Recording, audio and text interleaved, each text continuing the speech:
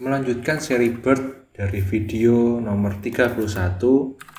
Kali ini kita akan belajar tentang bagaimana memprediksi kalimat menggunakan metode BERT. Langkah pertama adalah kita mengimport library yang dibutuhkan.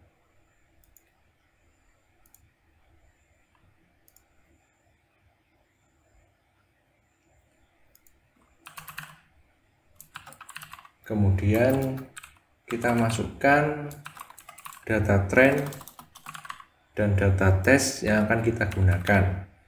Di sini saya menggunakan dataset seperti pada video sebelumnya nomor 31, di mana data tipenya adalah str atau string. Tinggal kita sesuaikan alamat atau nama filenya sesuai nama penamaan dari file kita. Kemudian kita pisah dataset tersebut ke dalam variabel xtrend dan ytrend, di mana xtrend merupakan datanya dan variabel y merupakan labelnya. Di sini selain kita pisah, kita juga melakukan preprocessing, yaitu mengekstraksi fitur-fitur yang ada pada kalimat. Ada beberapa variabel yang bisa digunakan.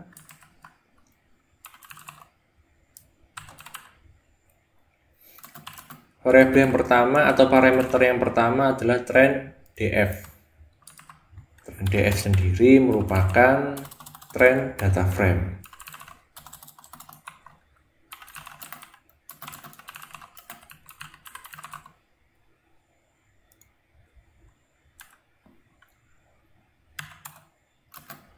Kemudian kita juga mempunyai atau menggunakan parameter test kolom, di mana ketika kita melakukan cek pada data, diketahui bahwa teks kolomnya merupakan kolom teks, sedangkan label kolomnya merupakan kolom deskriptif.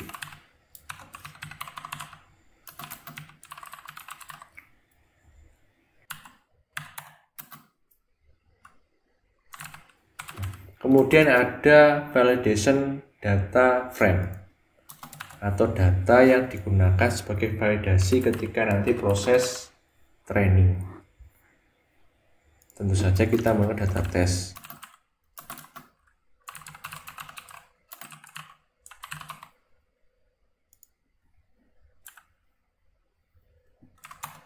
Selanjutnya kita punya panjang maksimal, di mana panjang maksimal adalah banyaknya kata yang akan dilakukan preprocessing. Jika kata melebihi dari nilai yang ditentukan, maka kalimat tersebut akan dipotong hanya menjadi 500 kata.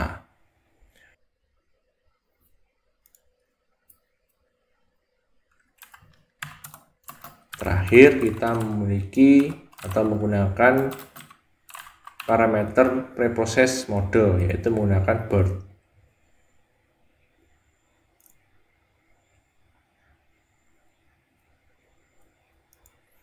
Kemudian kita jalankan. Jika kita cek pada bagian yang telah dibuat, maka akan diketahui xtrend dan ytrend seperti apa. Begitu juga dengan ytrend ataupun ytest, maka akan berubah ke dalam angka yang semula berupa string atau teks. Kemudian kita definisikan model. Dalam model ada beberapa parameter. Yang pertama, name. Kita isi BERT. Kemudian trend data, kita menggunakan xtrend dan ytrend sebagaimana telah kita definisikan pada function sebelumnya. Kemudian preprocessesnya biar sama atau seragam, nantinya kita menggunakan preprocesses yang telah dibuat sebelumnya, yaitu menggunakan BERT.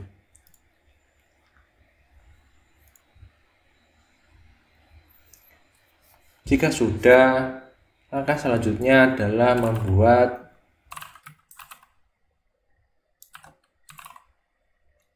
pelatihannya, di mana ada dua parameter, yaitu learning rate dan epoch.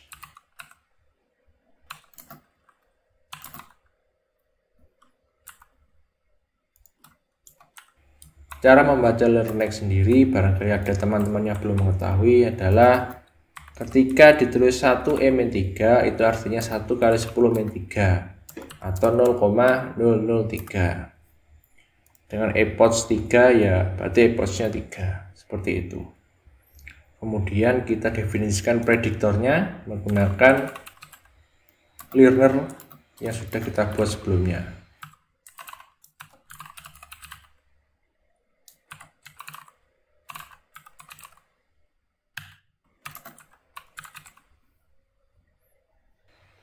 Kita jalankan. Di sini saya lupa untuk mendefinisikan learner terlebih dahulu. Sekarang kita definisikan.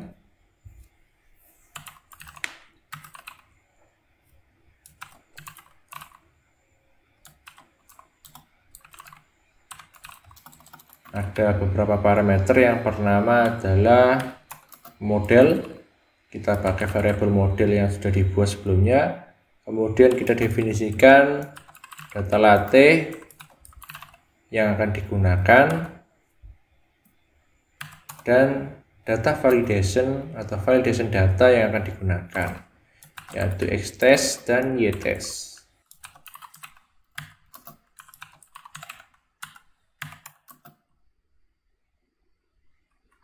Terakhir kita buat batch size-nya 6. Kemudian kita jalankan yang tadi, prediktor tadi. Dan kita tunggu proses pelatihannya selesai. Sekarang kita coba menggunakan data untuk melakukan pengujian dari model yang telah dibuat sebelumnya.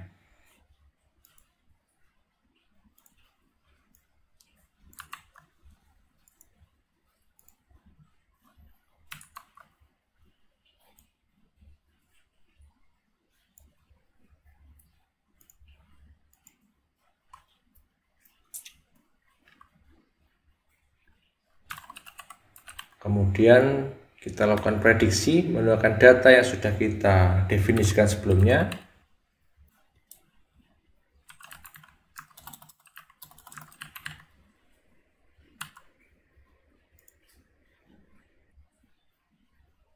Dan akan keluar hasil bahwa kalimat yang data tersebut adalah truthful atau kalimat asli.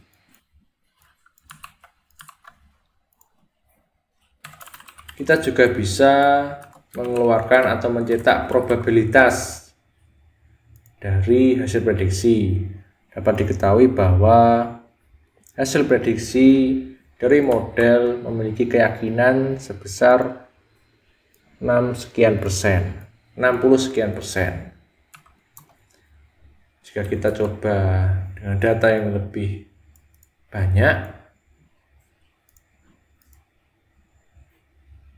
maka dia juga akan mengeluarkan hasil sejumlah data yang kita berikan. Nah, terang saja mungkin hasilnya tidak akurat karena yang pertama, data yang kita gunakan terlalu sedikit, jadi proses pembelajarannya juga tidak bisa maksimal. Kemudian untuk penentuan learning rate dan epoch-nya juga tidak menggunakan tuning, sehingga model yang terbuat juga tidak maksimal. Ketika kita ingin menyimpan model, caranya cukup mudah, tinggal digunakan fungsi predictor.save.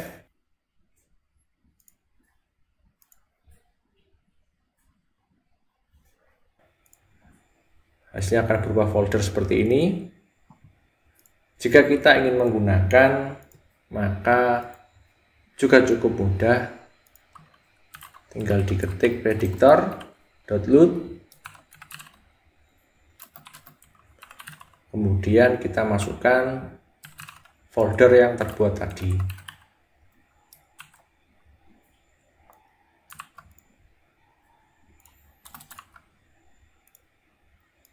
Kita jalankan.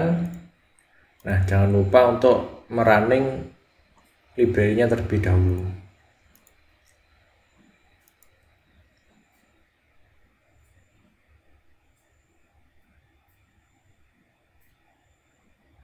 Kita coba lagi. Sukses. Kemudian kita gunakan data yang tadi untuk pengujian dan kita prediksi menggunakan model hasil simpanan tadi dengan data yang kita buat tadi, sehingga kita tidak perlu melakukan proses training berulang-ulang, hanya menggunakan model yang kita training tadi untuk menghemat waktu.